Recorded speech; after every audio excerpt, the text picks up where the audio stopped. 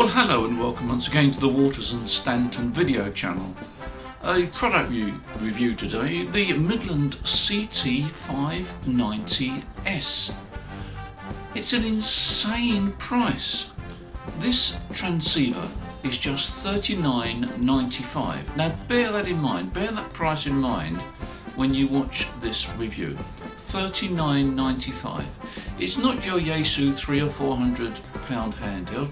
It's not even your Yaesu 99 or £79 handheld. This is the Midland CT590S, $39.95. What can it do? Is it really a serious transceiver? Well, let's take a look and see what it actually offers.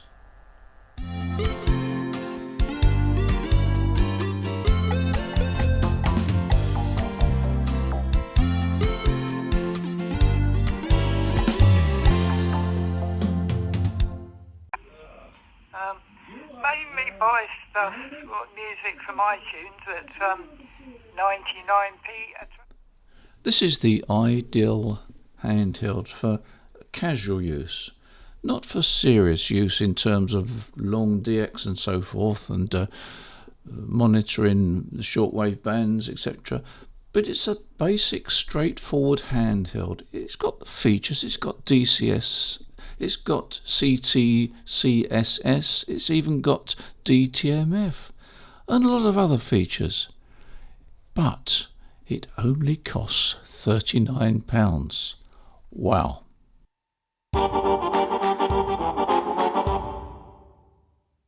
Inside the smart box is a quick start manual. The radio comes with a 1500 mAh detachable battery. It also includes a convenient belt clip. And for charging the battery, there's a convenient hot charger and a 13 amp plug. Finally, there's a flexible antenna with SMA connection, and also included in the box is a handy wrist strap. On one side of the radio are two sockets which are designed to carry the mic and earpiece, and I think they are the same spacing as Kenwood. The built-in microphone is on the front just below the speaker. On top of the radio we've got the volume control, on-off switch, and LED torch light, which we'll come to in a minute. When you turn the radio on, the dial lights up. It's auto display, so it'll go off if you're not pressing any of the buttons. But there's also a built-in voice announcer which tells you what controls you're actually pressing. So if you listen to this when I switch it on, you'll probably hear it. Frequency mode. There we are. Unfortunately, the voice doesn't actually announce the frequency on the display, but it announces the various buttons you're pressing and what they're going to do. On the side, we've got this orange button. If I press it briefly, the torch light comes on. I press it again, it'll flash. Press it a third time, it'll go off. But if I hold that button in for about a second, it opens the squelch. So you can check if there's a station just below the squelch level. There's another button below the orange button. If I press it, we switch to the FM broadcast band. So if there's nothing you want to listen to on the radio or you don't want to use the ham radio band, you can turn the FM broadcast radio on, and one press and it turns it off again. If I hold that button, there's a built-in alarm. I'm not quite sure what the purpose is anyway. There we are. So I suppose it might be a safety issue, but anyway, it's there for whatever use you want to make of it. Now, on the front of the radio, on the left-hand side, we've got three controls. The top one is band, that switches between 2 meters and 77 bands. The next one down is A and B dual VFO, and the next one down, the brightly coloured one, is switching between VFO and the memory banks. I should mention that it is well worth downloading the complete user manual from the Midland website, and I'll show you the address below on this video. clip here, but it's well worth downloading it because it does explain a lot of points, and it's very well written actually. It's quite easy to follow, so worth downloading. Let me explain the architecture of this radio. When you switch it on, it's in simplex mode, and you can change frequency by stepping up in channels using the rocker switch near the bottom right, and the steps are adjustable. You can go from 25 to 12 to 6.5 to 5, etc. So you can adjust the steps to suit yourself.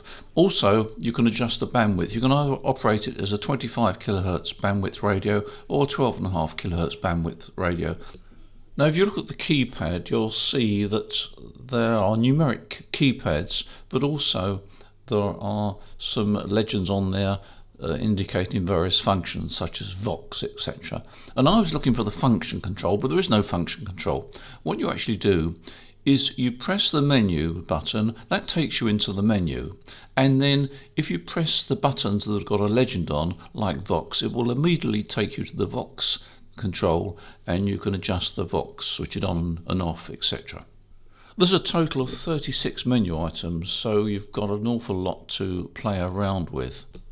Setting the radio up for repeater operation is pretty easy. You select the frequency channel, go into the menu, select shift and save any particular tones, and then you save that to one of the memory channels, of which there's 128.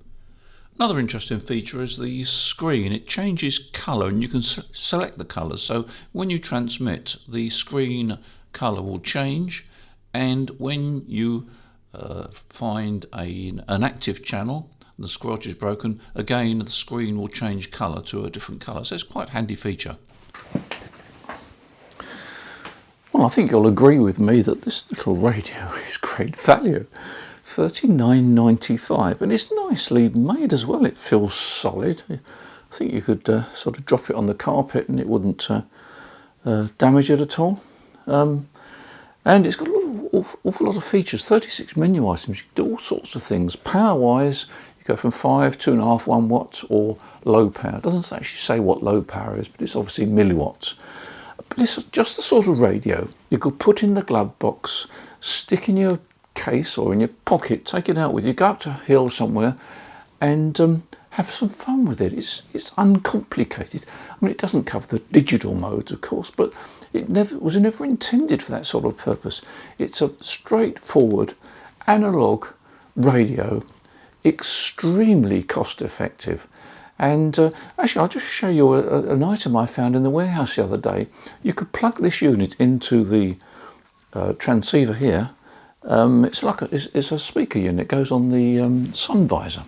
You could plug that into this radio, and you could use it as a mobile. And don't forget, you can increase the range of these radios by connecting an external antenna. You'll need an adapter, of course, but you connect an external antenna. It's not a bad beginner's radio. I'm very impressed. $39.95. How could you possibly make a radio for that? Well, there we are.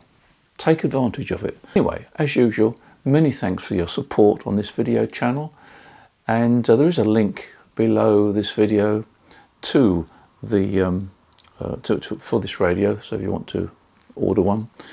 In the meantime, enjoy your ham radio. You take care, and as usual, I'll see you in the next video. Bye for now.